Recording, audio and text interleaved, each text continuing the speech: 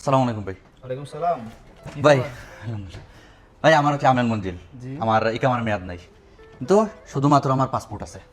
আমি কি ইকামা- investor licence খুলতে পারবো না সৌদি আরবে? পাসপোর্টের মেয়াদ আছে, পাসপোর্টের মেয়াদ আছে। তার মানে আকামার মেয়াদ নাই। আকামার মেয়াদ নাই। আকামার রিনিউ করা কি সম্ভব না? এটাই করতে যাবে। হবে না এখন নাকি? আমি কি আচ্ছা, ইনভেস্টর পাসপোর্টের লাইসেন্স মেয়াদ আছে, এই অবস্থায় ইনভেস্টর লাইসেন্স খোলা যাবে না? পাসপোর্টের মেয়াদ আছে, ইনভেস্টর লাইসেন্স করতে পারবেন এবং ইনভেস্টর লাইসেন্স করে আপনি ওইখানে কাফেলা হইতে পারবেন। আরেকটা কথা বলছো, এখানে তোমার আমেল মঞ্জিল আমেল মঞ্জিল আমার, আমি কি ডোমেস্টিক ওয়ার্কার। ডোমেস্টিক পরবর্তী কাফালা হওয়া আমি কি পারবো? অবশ্যই পারবো।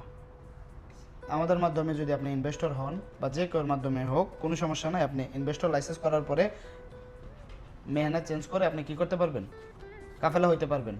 দ্বিতীয় কথা হচ্ছে, আপনার যদি পাসপোর্টের মেয়াদ থাকে তাহলে আমরা আপনাকে ইনভেস্টর লাইসেন্স করে দিতে পারবো।